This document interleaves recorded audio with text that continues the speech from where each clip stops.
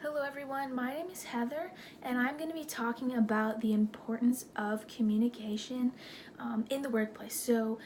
Specifically I'm going to talk about two scenarios in the next few minutes, and one is going to be healthcare and one is going to be just in general all other workplaces.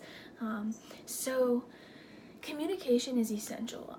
Without it, it would be like impossible to function as a society. We wouldn't be able to just get points across, transmit ideas to each other, and that's obviously very important to everything. So we have nonverbal and verbal communication, and they're both important. They're both equally important.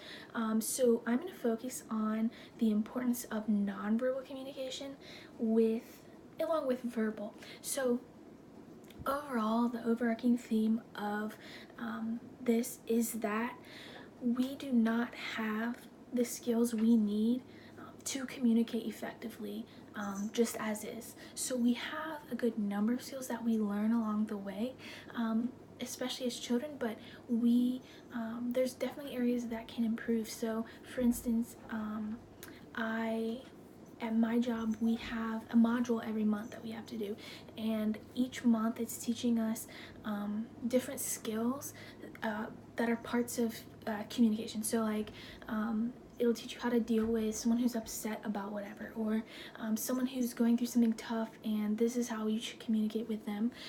And I think it's a great idea. At first I was not excited about the idea, just having something else we had to do, but after completing it I realized that it is so important. And I know a lot of places don't have that. I've been other places that have not had that, but it is so important. It's so useful. So I think, and I would urge businesses and any employer really to implement some sort of required communication class, something that maybe is done at orientation, maybe is done in module form, but some sort of education for its employees, because again, there's so many things that we aren't good at, that there's skills that we do not have a good grip on, and so that can be a great way to do that. Without those skills, it just causes a plethora of issues. So I believe that needs to happen. That needs to be a mandatory requirement of all employers. So two different scenarios in which this can be important would be one, healthcare, in any healthcare situation. So I know a lot of students in this class and in other classes are geared towards healthcare. So whether it's nursing, OTA, PTA, whatever it may be, a lot of us are headed that way. A lot of us aren't as well. So I'm going to talk about two scenarios. One's going to be healthcare, one's going to be just in general other workplaces. So first, in healthcare, just imagine like you're trying to convey some sort of information to a patient. Doing so without good communication skills can be like detrimental. So trying to convey some sort of diagnosis or some sort of information about a treatment without good skills could confuse the patient, could make them upset, could do a number of things that are not going to help you in the long run and help them in the long run. So again, it's important. An example in a non-medical field would be you have a customer who's upset, you have a client who's upset. How are you going to communicate and get ideas across to them so that they can, the conflict can be resolved, and you can come to an agreement and do that in a successful and efficient way. So those are situations in which we need help. Like our first response, at least my first response to somebody yelling at me, is to become defensive, but that's not what you want to do.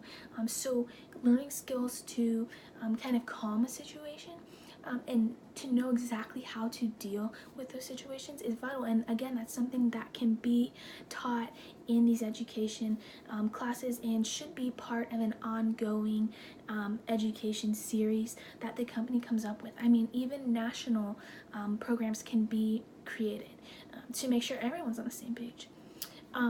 So according to an article that I read by Melissa Wanzer, she talks about three good communication strategies for, this was for specifically in the hospital, but can be applied wherever.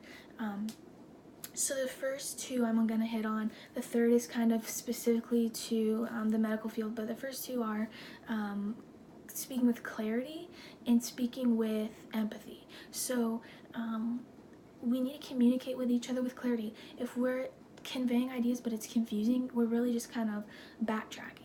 So it's extremely important to know, how am I going to communicate this idea that might be hard for somebody who doesn't have the knowledge or the education I have to understand. That happens a lot in all situations. You might be trying to explain, you might be an accountant and you're trying to explain some sort of mathematical equation or something that has to do with how your client is making money, how they're gonna increase their investments or whatever it might be, and then obviously in the healthcare field as well.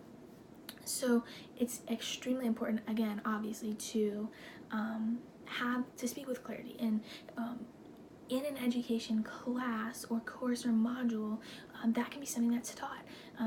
Examples can be given, and then suggestions on good skills to deal with that can be discussed as well. Another situation, or the second point made by Melissa is that we need to speak with empathy. So we need to put ourselves in their situation to try to understand where they're coming from. So those are two examples of things we could learn if we implement that educational requirement, and it's just very vital. It can help in so many ways, and it can just make dealing with each other a lot easier, and it can just help solve a lot of issues and just eliminate the conflict altogether. Thanks.